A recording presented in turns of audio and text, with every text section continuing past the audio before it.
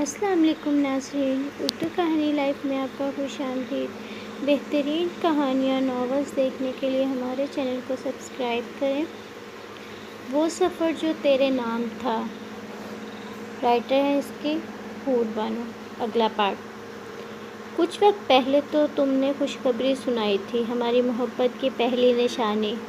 कितने खुश थे हम दोनों, हमारी ज़िंदगी जन्नत बन गई थी।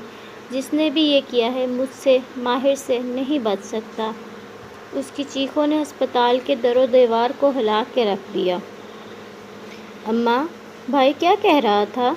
हमें इस सड़ी हुई हवेली में कब तक रहना पड़ेगा? यारम और सकीना को हवेली आए हुए 1 हफ्ता होने वाला था। यारम को अपना गांव, खेत और दरख्त से बंधा हुआ झूला बहुत याद आ रहा था। यहाँ पर वो अपनी माँ के साथ कामकाज में ही मसरूफ़ रहती और काम करना इसे बिल्कुल पसंद नहीं था। शायद इसीलिए वो बोर हो रही थी। अयाज़ ने फ़ोन करके सख्ती से ताकीद की थी कि वो साहिब का हर हुक्म माने। जब तक वो वापस नहीं आ जाता वो वहीं हवेली में ही रही। आ जाएगा तो जल्दी से प्याज काट। अम्मा, मुझसे नहीं होते ये काम। ना तुम मुझे हवेली घूमने देती हो, हर वक्त अपने साथ इन कामों में लगाए रखती हो। बेटी, हम मुलाजिम हैं, पहले तुम्हारे अब्बा और अब तेरा भाई यहाँ के वफ़ादार मुलाजिम हैं। इंसान को अपनी औकात में रहना चाहिए। तो अम्मा, मैं कौन सा कोई चोरी कर लूँगी यहाँ से? इतनी बड़ी हवेली है, दिल करता है मेरा भी देखने का। बचपन में एक बार अब्बा लाया थे। यारा मुँह बसूरती हुई बोली। अच्छा छोड़ो ये फजूल बातें, छोटे साहिब को जूस दे आ। ये वही छोटे साहिब है ना, जो इतने नाजुक थे कि मेरे मुक्के से इनकी नाक की हड्डी टूट गई थी। बन्नो, अब तुम मुझसे मार खाएगी, सकीना आंखें निकालते हुई बोली। अच्छा अम्मा, जा रही हूँ। वो जल्दी से ट्रे में जूस का गिलास रखते हुए सीढ़ियाँ चढ़ने लगी। माल्टों का भी इनको जूस बना के दो। भाई सीधी सी बात है, छीलो और खाओ। अक्ल से पैदल लोग हैं। वो मुंह में बुड़बुड़ाती हुई कमरे में बगैर नॉक किए अंदर दाखिल हो गई। ज़रार खान माहिर खान का छोटा भाई, जिसको हर चीज़ टाइम पर और परफेक्ट हालत में चाहिए होती है। अपनी माँ और बहन की तरह वो भी माहिर को बहुत याद करता था। पठानों की तमाम खूबियाँ उसमें मौजूद थीं। ज़रार जो बेड पर बैठा शूज़ पहन रहा था, सुबह के 10 बज रहे थे। संडे होने की वजह से वो लेट उठा था और अब जॉगिंग करने के लिए जा रहा था। यारम को यूँ देख के उसका दिमाग खटका। क्या, रखो जूस और जाओ, या मेरे सर पे रखने का इरादा है? ज़रार शूज़ पहन के उठा और शीशे के सामने खड़ा हो गया। नहीं जी, वो मैं ये देख रही थी कि आपकी नाक की हड्डी तो बिल्कुल ठीक है, अपनी जगह पर है। बचपन में तो आपने बहुत रोला डाला था, जैसे पता नहीं मैंने आपकी जान ही ले ली हो। ट्रे साइड पे रखते हुए इसने जूस का गिलास हाथों में पकड़ लिया। व्हाट, शट अप, मेरे सामने अपनी ज़ुबान कम ही खोला करो। अयाज़ और बाबा की वजह से बर्दाश्त कर रहा हूँ, वरना मैं तुम्हें अच्छे से बताता कि मेरी नाक की हड्डी टूटी है कि नहीं। इडियट, जूस दो मुझे। वो जाकर सोफ़े पर बैठ गया। अभी बताती हूँ तुझे, ये जो तूने इंग्लिश में मुझे गालियाँ दी हैं, जो बदला तो लेना पड़ेगा। वो दिल ही दिल में कहती ज़रार की तरफ बढ़ी और जूस का गिलास ज़रार के ऊपर फेंक दिया। मायदा की कब्र पर फूल डालने के बाद माहिर वहीं पास ही बैठ गया। मायदा, बाबा और मामा चाहते हैं मैं वापस आ जाऊँ। उन्हें तुम्हारी मौत का बहुत दुख है, पर मेरा दिल नहीं मान रहा मैं इस जगह को छोड़ के कहीं और जाऊँ। तुम्हें छोड़ कर जाऊँ और वहाँ जाऊँ जहाँ तुम्हें बेइज्जत करके निकाला गया। बाबा ने कहा है वो तुम्हारे कातलों तक पहुँचने में मेरी मदद करेंगे। काश मैं भी उस वक्त वहीं होता, तुम्हारे साथ मैं भी मर जाता। वो कब्र के साथ लिपट कर रो रहा था। ज़िंदगी उसे अपना असल रंग दिखा चुकी थी। अंधी हो, दिखाई नहीं देता तुम्हें? ज़रार गुस्से से चिल्लाया। अंधी हूँ, नज़र कमज़ोर है मेरी, यारम अकड़ती हुई बोली। Get lost. ज़रार ने शर्ट उतार के सोफ़े पर फेंकी। अंग्रेज़ खुद तो चले गए और अपनी ज़बान बोलने का ठेका हमारे हवाले कर गए। अभी निकलो यहाँ से। उसके कहने के बावजूद यारम एक कदम भी अपनी जगह से ना हिली, तो ज़रार ने इसका हाथ पकड़ के उसे बाहर निकालना चाहा। ہاں ہاں جا رہی ہوں۔ زرار صاحب اپنی شکل کو مزید بگاڑنے کی ضرورت نہیں ہے۔ وہ ہنستی ہوئی وہاں سے چلی گئی۔ آج ہی بابا سے بات کروں گا، اس جاہل گوار پینڈو پروڈکشن کو یہاں سے چلتا کرے، ورنہ میں خود اس کو دھکے دے کے یہاں سے نکالوں گا۔ زرار کے ساتھ بدتمیزی تم نے کی ہے؟ ناشتے کی میز پہ گمینہ بیگم نے یارم سے سوال کیا، جو چائے کی کیتلی میز پر رکھ رہی تھی۔ جی، وہ یارم آنکھیں گھمانے لگی۔ آج اس کا آف تھا کہ تمہاری وجہ سے وہ ناشتہ نہیں کر کے گیا۔ بہت غصے سے گھر سے گیا ہے وہ، اور یہ بھی کہہ رہا تھا بابا سے کہہ کر تمہیں نکال دیں۔ دیکھو لڑکی، اس گھر میں رہنا ہے تو تمیز سے رہو۔ یہ تمہارا وہ عام سا گاؤں نہیں ہے، یہ میری یعنی نواز الدین کی حویلی ہے۔ یہاں کچھ قاعدے اور قانون ہیں جو اس گھر میں رہنے والے ہر شخص کو اپنانے پڑیں گے، چاہے وہ ملازم ہی کیوں نہ ہو۔ تم ایاز کی بہن ہو، اس لیے یہ آخری غلطی تمہاری معاف کر رہا ہوں۔ آئندہ دھیان رکھنا۔ نواز الدین یارم کی طرف نظریں جماتا ہوا بولا۔ صاحب، اس کی آخری غلطی سمجھ کے معاف کر دیں، نادان ہے۔ سکینہ ہاتھ جوڑ کر بولی، ٹھیک ہے، لیکن آگے سے دھیان رہے۔ مام، مجھے بھی جانا ہے۔ ماہم خان زرار خان اور ماہر خان کی اکلوتی بہن۔ بیٹا ماہر کو لینے جا رہے ہیں، آپ یہیں مل لینا اس سے۔ گلمینہ بیگم ماہم کو سمجھانے لگی۔ پر مام، مجھے انہیں دیکھنا ہے، اتنے سالوں سے وہ ہم سے دور ہیں۔ کاش بابا نے بھائی کو نہ جانے دیا ہوتا، کاش وہ لڑکی بھائی کی زندگی میں نہ آئی ہوتی۔ اب مرنے سے بہتر تھا وہ پہلے ہی مر جاتی۔ بس اب پرانی باتیں بھول جاؤ، اب ہم سب مل کر رہیں گے جیسے پہلے رہتے تھے۔ وہ لڑکی ماہر کی زندگی سے جا چکی ہے، اب اس کا نام اس حویلی میں کوئی نہیں لے گا۔ سکینہ سے کہہ کر ماہر کا روم سیٹ کروا دینا۔ جی۔ پریشان نہ ہو ماہم، جلدی آنے کی کوشش کریں گے۔ زرار بھی تھوڑی دیر تک آ جائے گا۔ بیگم ماہم سے ملنے کے بعد رضیہ اور باقی ملازمین کو ہدایت دے کر چلی گئیں۔ ماہر اس وقت لاہور میں موجود تھا۔ یس، آج ماہر بھائی آئیں گے، ہم سب پھر سے اکٹھے ہو جائیں گے۔ سکینہ اور یارم ماہر کے کمرے میں موجود تھے۔ ابھی تھوڑی دیر پہلے ہی ماہم نے ان کو صفائی کا کہا تھا۔ یارم ماہر کی دیوار پر فریم کی گئی تصویر کو غور سے دیکھ رہی تھی۔ اماں، بڑے صاحب کتنے خوبصورت ہیں، جس کے نصیب میں ہوں گے وہ لڑکی کتنی خوش قسمت ہوگی۔ یہ بڑے صاحب ہیں، اس گھر کی رونق ہوا کرتے تھے، سب کے لاڈلے۔ پھر اچانک پتہ نہیں کیا ہوا کہ یہ گھر چھوڑ کے چلے گئے۔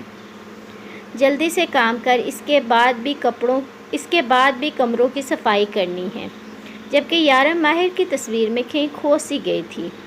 زرار گھر آیا تو ماہم نے اسے بتایا کہ ماہر گھر واپس آ جائے گا، تو اس کا موڈ کچھ قدرے بہتر ہوا، اور اس نے رضیہ سے کافی کا کہا اور خود لاؤنج میں ٹی وی لگا کر بیٹھ گیا۔ رضیہ جو اور کاموں میں الجھی ہوئی تھی، یارم کو کچن میں دیکھ کے اس نے سوچا کہ وہ یارم سے کافی کا کہے۔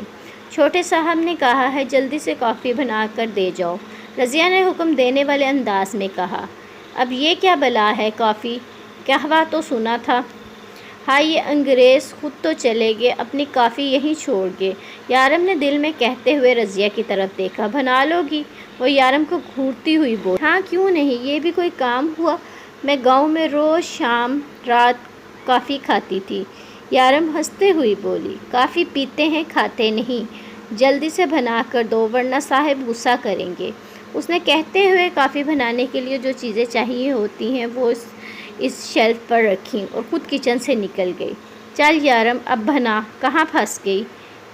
ایک کام کرتی ہوں، جیسے قہوہ بنتا ہے ویسے ہی بنا دیتی ہوں۔ اس نے فلیم آن کیا، دیگچی میں پانی ڈالا، پھر اس میں پتی چینی ڈالی اور ساتھ ہی نیسکافی کی آدھی بوتل بھی ڈال دی۔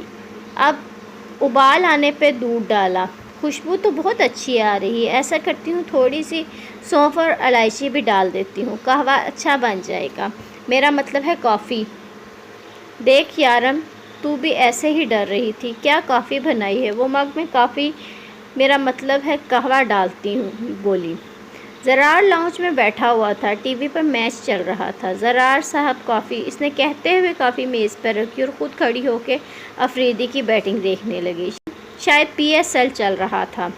افریدی نے جیسے ہی چھکا مارا، یارم زور سے چیخی، چھکا چھکا، مزہ آ گیا، واہ واہ۔ زرار نے غصے پہ قابو رکھتے ہوئے مگ اٹھایا، ایک ہی سپ لینے سے اس نے حلق میں جاتی ہوئی کافی، میرا مطلب قہوہ کو باہر نکالا۔ یخ، یہ کیا ہے؟ زرار نے یارم کی طرف دیکھا جو منہ کھولے افریدی کی بیٹنگ انجوائے کر رہی تھی۔ جی صاحب، کیا ہوا؟ چس آگے کیا کھیلتا ہے؟ وہ تالیاں بجاتے ہوئے بولی۔ یہ کیا بنایا ہے؟ وہ مگ میز پر واپس رکھتا ہوا بولا۔ قہوہ نہیں، میرا مطلب ہے کافی۔ چھکا چھکا صاحب، چھکا۔ وہ ٹی وی کی طرف دیکھ کے افریدی کی فلائنگ کس کرتی ہوئی بولی۔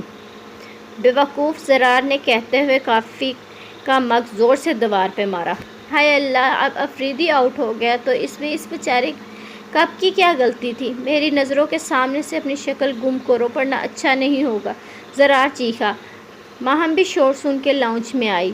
یارم، تم نے پھر بھائی کے ساتھ بدتمیزی کی ہے، ملازم ہو، اپنی حد میں رہنا سیکھو۔ چلو یہاں سے، بابا آئیں تو ان دونوں ماں بیٹی کا حساب پورا کر کے ان کو واپس نہ بھجوایا تو میرا نام زرار خان نہیں۔ ماہر کچن میں کھڑا اپنے لیے چائے بنا رہا تھا۔ مائدہ کی آوازیں اسے سونے نہیں دیتی تھیں۔ ماہر، تم چائے کیوں بنا رہے ہو؟ ماہر کے کانوں میں سرگوشی کرتے ہوئے مائدہ نے ماہر کے گالوں کو چوما۔ مائدہ، وہ اس کے سحر میں ڈوب چکا تھا۔ ہاں، ہمیشہ تمہارے ساتھ رہوں گی، مجھے بھولو گے تو نہیں؟ نہیں، میں کیسے بھول سکتا ہوں تمہیں؟ تم میرے وجود کا حصہ ہو، میری نور نظر ہو۔ وہ اسے اپنے حصار میں لیتا ہوا بولا۔ وہ سفر جو تیرے نام تھا، وہ نبھانا مجھ پہ فرض تھا۔ تیری یاد ہے ایک سزا، یا کوئی لا علاج مرض ہے، کوئی ستم کے کچھ جتن کیے، سب تیرے سنگ دفن کیے۔ نہ ہوں اب موت سے آشنا، نہ زندگی سے کوئی غرض ہے، یہ ہے وقت کی لکھی سزا، نہ ہوگی مجھ پہ کبھی قضا۔ میرے دل میں تیرا درد ہے، میری روح میں تیرا قرض ہے، میں تمہیں کبھی نہیں بھول سکتا، کبھی نہیں۔ آنکھیں رونے کی شدت سے لال ہو چکی تھیں۔ تم مجھے اپنے ساتھ لے جاؤ، میں تمہارے ساتھ جانا چاہتا ہوں۔ تمہارے بغیر کیسے میں اپنی یہ زندگی گزاروں، کیسے؟ تب ہی دروازے پہ بیل ہوئی۔ آنکھیں کھولی تو اس کا حصار خالی تھا، کوئی نہیں تھا وہاں سوائے اس کی یادوں کے۔ بیٹا، ہم تمہیں لینے آئے ہیں۔ گلینا بیگم نے اپنے لاڈلے بیٹے کے سر پر ہاتھ رکھنا چاہا لیکن ماہر 2 قدم پیچھے ہٹا۔ لیکن میں آپ لوگوں کے ساتھ نہیں جانا چاہتا۔ پر بیٹا، میں نے وعدہ کیا ہے، جس نے بھی ہماری بہو کا قتل کیا ہے ہم ان کو سزا دلوا کر رہیں گے۔ نواز الدین بھی اپنی جگہ سے اٹھے اور ماہر کی طرف دیکھ کر بولے، سزا مل بھی گئی تو کیا فائدہ؟ سزا مل بھی گئی تو کیا مائدہ واپس آ جائے گی؟ ماہر کی آواز بلند گونجی، مجھے میرے حال پہ چھوڑ دیں۔ پر ماہر، پلیز مما، میں اس گھر میں واپس کبھی نہیں جاؤں گا جہاں سے مجھے بے سہارا کر کے نکالا گیا، صرف اس لیے کہ میں نے اپنی پسند سے شادی کی۔ اس مشکل وقت میں میرے ساتھ مائدہ تھی، آپ میں سے کوئی نہیں تھا۔ جب میری جیب خالی تھی، ہمارے پاس رہنے کی جگہ نہیں تھی، تو مائدہ کے ہمت اور حوصلے سے ہی میں نے زندگی میں آگے بڑھ سکا ہوں۔ جو ہو گیا اسے بھول جاؤ، اس گھر کو تمہاری ضرورت ہے، میں اب تمہارے بغیر اس گھر میں نہیں جاؤں گی۔ گلینا بیگم آنکھوں میں آنسو لاتی ہوئی بولی، اتنے وقت سے رہ ہی لیا آپ نے ماما، ویسے بھی جب میں مر جاؤں گا تب بھی تو آپ کو میرے بغیر ہی رہنا پڑے گا۔ ماہر، اپنی ماں سے بحث کر رہے ہو تم؟ ٹھیک ہے، مت آؤ ابھی، لیکن جب بھی دل کرے تو حویلی کے دروازے تمہارے لیے کھلے ہیں۔ نواز الدین کہتے ہوئے دروازے سے نکل گئے۔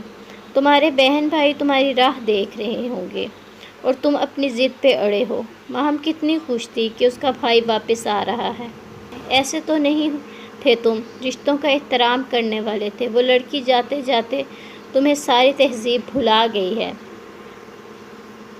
نہیں ماما، وہ جاتے جاتے مجھے یہ بتا گئی ہے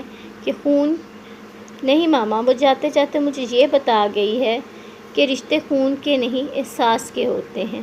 زرار اور ماہم نے تو مجھے ایک بار کال نہیں کی۔ ارے ان لوگوں سے کیا شکوہ کرتا جب میرے ماں باپ نے مجھ سے کوئی تعلق نہیں رکھا۔ اب کس بات کی ہمدردی دکھا رہے ہیں آپ؟ میں اکیلا ہی ٹھیک ہوں، جا سکتی ہیں آپ بھی۔ ماہر کا چہرہ آنسوؤں سے تر ہو چکا تھا۔